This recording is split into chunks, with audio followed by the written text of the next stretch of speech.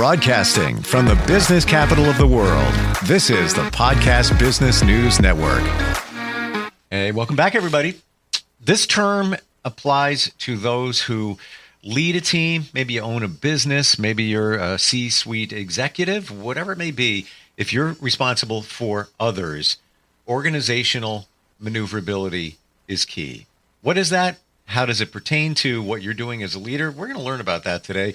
He's a gentleman that helps people with this all the time. Coachingforrelevance.com is his company, and this is what he does. He coaches people on leadership. Randy Swaim is back with us. Hey, Randy, how you doing? Good. Glad to be here, and hope everybody that's listening is having a wonderful holiday season. So, yeah, it's good to have you back. I'm glad you had some time to jump on with us today. And how do we define organizational maneuverability? well, the thing on it, and I'll just mention this very quickly, and then what I'll do today is I'll bring out one point that is perhaps a little bit deeper, that gives a little bit of a picture of some ways that leaders need to kind of think about, and very often they don't. But organizational maneuverability, if you think about it, in the current world, in business or in anything else, there are certain things that are aligned with what business has always been. You know, you try to go out and you try to connect with your clients and your prospects and all that kind of stuff, and you go out and make sure that they're taken care of so that they pay you and all that sort of stuff. All that is sort of normal. But what people kind of forget about a lot is, and the organizational maneuverability is a concept that is trademarked for me out of Washington. But if you think about organizational maneuverability in today's world, with a lot of very different people that have been grown up and raised differently, but also with a lot of factors that come into play in business, in prospects for your clients, and all of that. Guess what? Not everything fits a rote academic, superficial concept. So it's not just sort of playing the game of doing that, but you got to be aware of kind of how you're going to do that with not only with the potential clients, but with your team and your team members and in your leadership. Guess what? What your team is becoming is very reflective of your leadership and success or not. And so that I'm going to kind of bring out just one aspect of that a lot of people don't realize. But I know a lot of people, and this is kind of one of the things that I relate to it with my pilot background and even my current pilot background, because flight crews and pilots and all that is one area where I bring a lot of this leadership aspect to. But what I take is pilot leadership lessons, because guess what? When you go fly an airplane, not everything fits a rote academic thing, kind of thing, and you got to be ready for when it doesn't, and what when you look at organizational maneuverability, what I kind of claim it as, it takes pilot leadership lessons and applies them to leading your teams in a rapidly changing, unpredictable environment. And so that's kind of the general picture of it. But I will bring one aspect of it that is a little bit deeper, that very often people don't really sense. But I will say this, that leaders need to understand it, because it's critical for where you're taking your team and are they really moving towards success. So I'll kind of bring that out, but it's a little bit of a deeper picture in a rapidly changing, unpredictable environment. Well, when you talk about flying, piloting a plane, there you go, with rapidly changing environment. Anything could happen. I mean, the weather alone, right? That's right. And I'll tell you, there have been a number of times in my pilot career where, guess what? Those things came on the scene, and guess what? That's where I learned a lot of this, rather than just rote academic thing, but the experience of it and seeing it and doing it is very key. But when you are looking at that, there's one thing, and I'll go ahead and kind of lead into this just so that we're good on time and everything. But Now, I'll share one thing with you, that when you're talking about leading your team, it's not, if you're a manager, it's not just about you pointing fingers at your people and telling them what to do and dictating and all of this kind of stuff. There's still some people out there that think that that's leadership, but it isn't.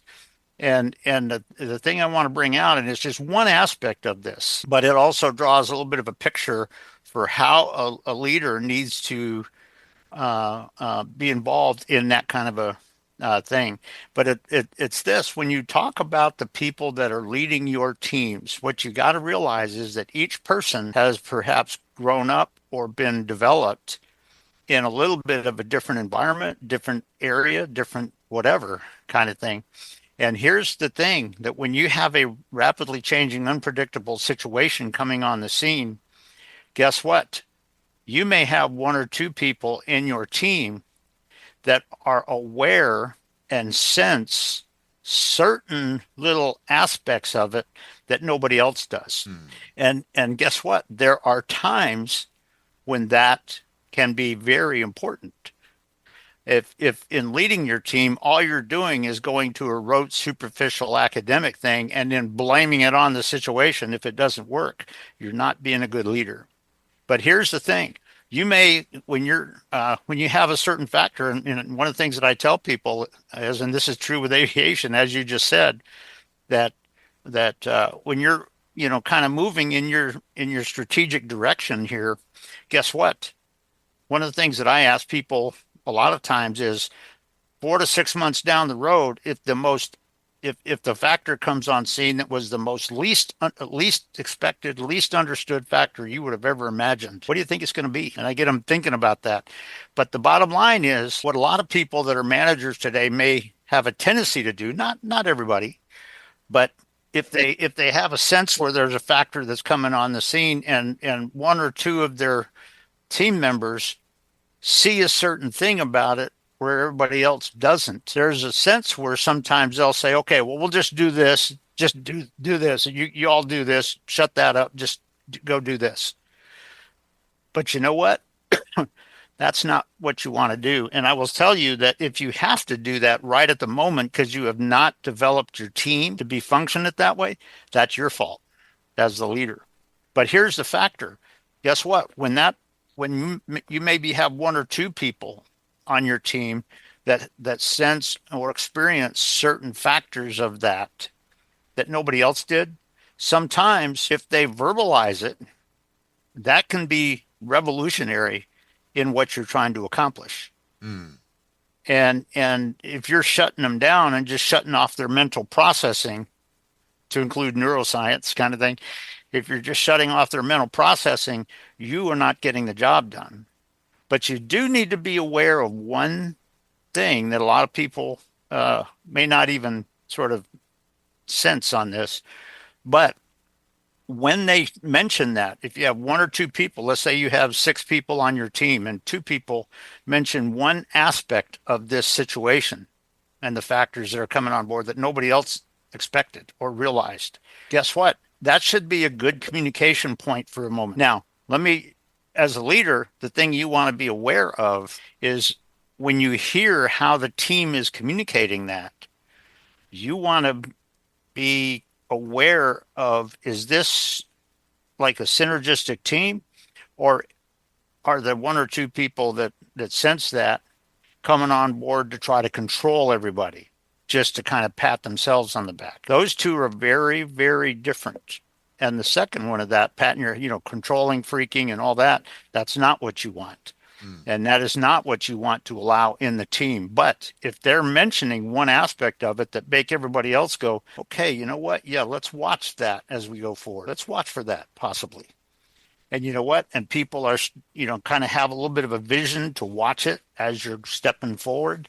Guess what? That can be a huge value to it. But one of the things as the leader you have to be aware of, and sometimes this can be very vague, and if all you're doing is just telling them what to do and pointing fingers, you're shutting them down. You're shutting their processing, you're shutting their brain down, you're shutting their vision down, and they're just going on autopilot and just, okay, I guess he just wants us to do what he says and just whatever the outcome, kind of thing. And that you don't want on your team. But you also have to be a little bit aware, because when you look at that and you're aware of that, when they're bringing up these one or two little aspects of this factor that's coming on the scene, you want to be looking at that, because guess what? It's not overly clear cut all the time, but is the rest of your team coming together like this and going, yeah, let's watch for that as we go forward. You know what? Let's be ready. You know what? If that gets bad, here's what we'll do. And they know that as we go forward. That can be huge, but it can be very insidious also if those two people are playing control freak games with the rest of the team to make everybody solely dependent on them. If that's what's happening as the leader, you got to kind of shut that down. And because that's going to cause the rest of the team to not be able to envision what's important to really get us to the success that we're looking for on this. And so as a leader, sometimes instead of just shutting everything down and telling everybody, yeah, just do what I said, kind of thing, and that's all you do, that may not really get you where you want to go. Because here's the thing: if they saw that one little aspect of the factors that are coming on scene or whatever, guess what? That may be something that nobody else saw. Then that may be something that if you can either work with that or cause it to not be a problem or whatever, that can basically take you a lot further than maybe you would have gone with it and reached a higher level of success. But very often when you look at your team and you see that aspect of the oneness and how they're communicating, how they're working together, sometimes mentioning that from them, that can be a positive thing, because if nothing else, it enhances the situational awareness of what you're doing. But on the other hand, if it goes far enough where somebody's just trying to control and they're just trying to say, well, all of you are just screwed up because you don't see what we see, that is not professional, it's not ethical, and it's not teamwork. And so as a leader, you have to gain a little bit of clarity on what are the factors that are coming on scene in your team that show you where it is on that range. Because, here it could be extremely positive, very, very positive. Here it could be dysfunctional. Do you see in the reaction of your team and how they're working together, how that can be, where on that range it might be? And you know what? In the midst of a circumstance, that can be a little bit of a challenge. But you know what? Sometimes that's what we leaders have to be aware of. And so, is your team developed? Be able to work together in situations like that and to really make the difference. And I just throw it out because it's just one little sense of that aspect of it. Because as we said earlier, organizational maneuverability, guess what? That's when things are coming on scene that you didn't expect. That it's not pure academic, and you got to be ready for that. And so, how is your team truly being aware that they are ready for that? And they can work together and they can reach radical results in their communication, in their synergy, in their teamwork, in their belief of who you are as a leader, as the team is, in the situation that they're in. And because let's say if those two people kind of bring up one or two little sensing factors in it, that can make everybody sometimes just change your direction, maybe 1 degree. That's all it takes. Possibly, And so it is interesting that when you talk about this concept of organizational maneuverability and you're leading your team in a unpredictable, sometimes rapidly changing, non-educational situation, to what level as a leader have you really developed your team to be able to handle that successfully, so that it's not disconnecting them. It's not, one or two people are not playing control freak games, but it comes up in a way that the team really becomes synergistic, not just control freakish, but synergistic given the situation. And the reaction to that when they, one or two people mention that one factor, everybody else may go, yeah, you know what? And it's this too. Oh yeah, kind of thing. And how you do that. And so it's, when you're talking about this aspect and you're talking about situations that are not overly predictable, it's just one aspect of, as a leader, you know, be aware of when some of those conversations happen. Because guess what? If you have one or two people on the team that are aware of a circumstance or a factor or something like that, that the rest of the team was not aware of because they didn't think about it, that can be a huge positive. But how is it happening stepping forward with that? And as a leader, are you aware of that? Have you developed your team to be able to not just collapse under this person's, authority over here or whatever, but to really grow together and become a successful team? If you've been doing that, then that can be a beneficial situation in that. If you can't, what can happen is, if you have one or two persons, just with whatever it is, they can have a sense where they just say, well, you know what? Screw it. It's going to be screwed up if we don't do it this way. So everybody, you just got to do it this way. And they start playing control freak games. If you ever see that, you got to stop that, because everybody else may have, the other people in your team may have a dramatic, amazing, successful insight on how to reach where they're going, even in the midst of that situation. And so the communication and all that takes place. But when you're a leader, are you aware of what your team's doing, or are you just going with rote academic thoughts? And you got to be aware of some of that, even in the midst of challenging situations. So I throw it out just on that. It's a key aspect about situational awareness as well, and making sure that the situational awareness is a high level and all that. But as a leader, that can be a challenge. You got to be able to look down and have a sense of kind of what that's really doing and how is it doing it, and is that valuable for where we're trying to go. And it's so just something to think about. Hey, Randy, you mentioned something earlier, and it just clicked in my mind. When somebody's leading a team and they're unsure, there's some challenges on their end. They're not disclosing them with the team. Do you think the team energetically is picking up on all of that? They're reading you in many different ways, and you might think, they don't know anything. We'll figure this all out. Yeah, but they know.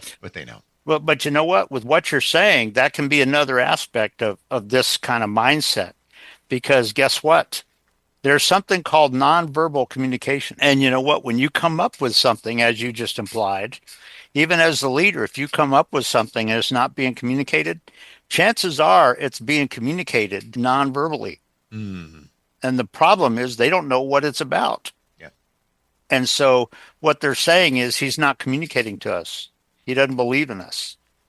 Oh boy, why are we doing this? Kind of thing, and stuff like that. And so there's just a lot of aspects about what you said there, which can be aligned with this. And it doesn't mean you have to tell the people everything that you kind of struggle with or whatever. No, but you know what?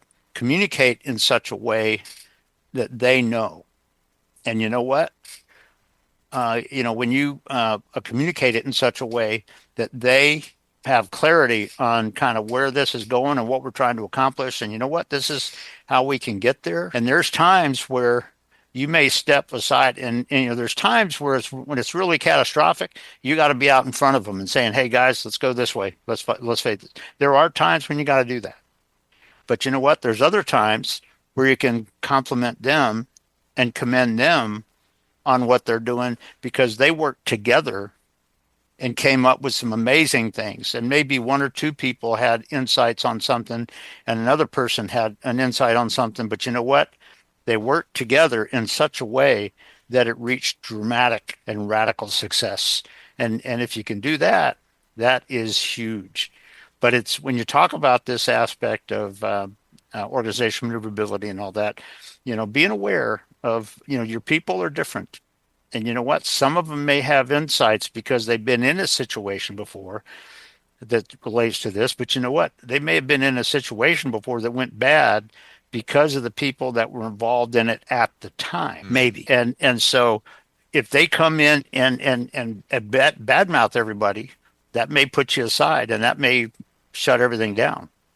But it's just something to think about when you're talking about those kind of situations, somewhat related to organizational maneuverability. But as a leader, how do you do that? Are you aware of when you have people, because your people are going to be having slightly different insights sometimes on a given situation.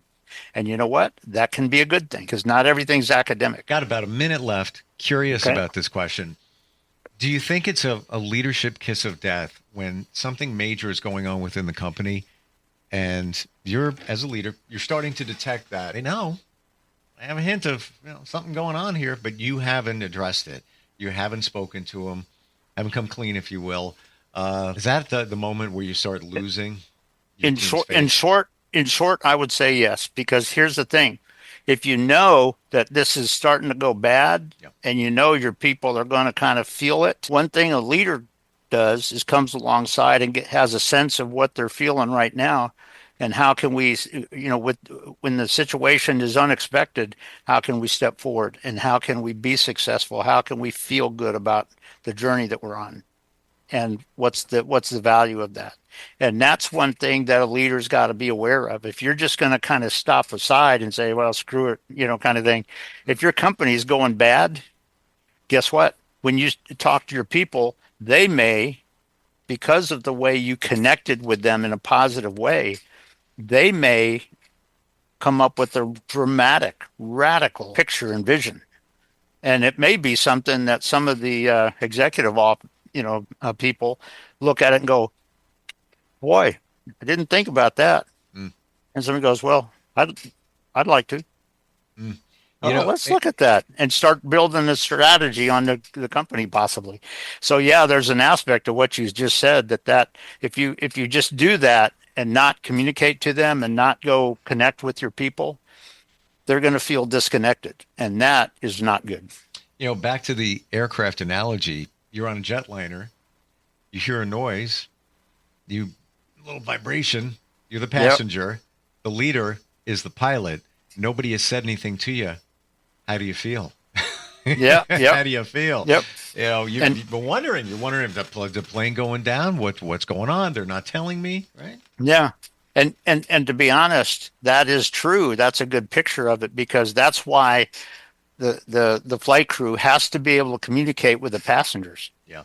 And the flight attendants, because guess what? Tell them, just want to let you know we got to do this, but I want you folks to be okay. And I will tell you, in fact, I'll give you just one example on this. Take just a minute or two, if that's okay. But yeah, I know we're about out of time, but there was one client that was in an airplane that I trained in. And so this was, oh golly gee, probably 12 years ago. But he told me this story. They took off, and what happened was, all the passengers were kind of walking around having fun, drinking a little bit of tea or whatever, kind of thing. And the cabin entry door light came on, but the door was not opening.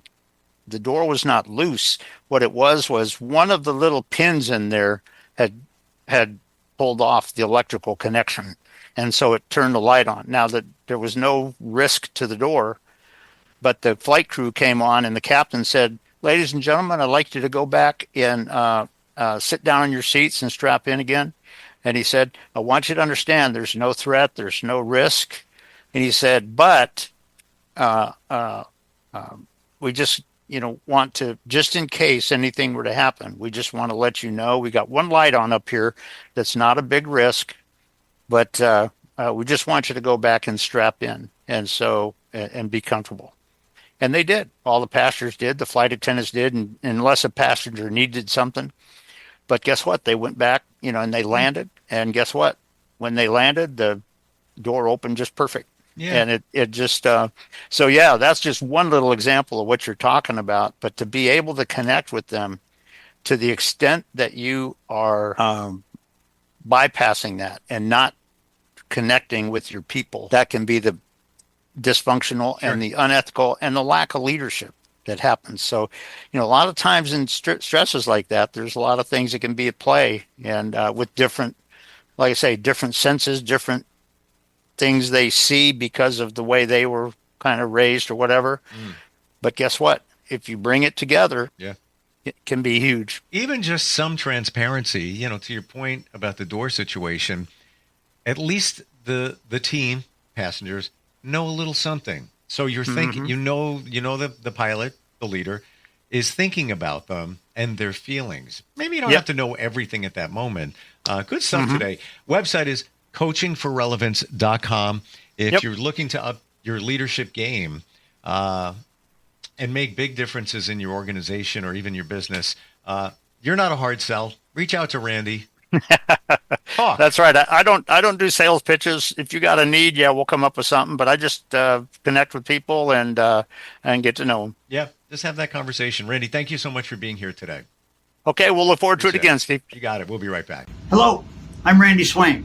I'm a Marshall Goldsmith certified executive coach and the founder for Coaching for Relevance. Our vision is to bring freedom to potential in all that is across our path. And one of the things we really want to do, which is aligned with our aviation background, is to help teams and leaders break free of the gravitational forces that are holding them back and their success back and help them soar to their altitudes. So that's our passion, and that's what we're all about.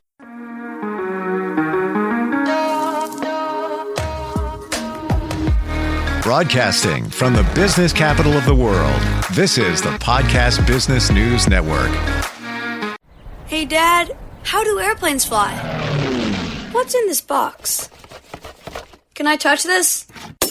Where does sand come from? Is this tree good for climbing? What happens if I mix these two things together? How are babies made? What does this thing do? Kids are curious about everything, including guns. Talking to them about gun safety in your home is a good first step, but you can do more. Always keep your guns locked, unloaded, and stored separately from ammunition. Storing your guns securely is the best way to prevent family fire, including unintentional shootings. For more information on safe gun storage and ways to keep your family safe, visit endfamilyfire.org. That's endfamilyfire.org. What do we keep in the attic? What's this thing called? Can I ride my bike backwards? Like I said, kids are curious. It's up to us to keep them safe. Brought to you by End Family Fire, Brady, and the Ad Council.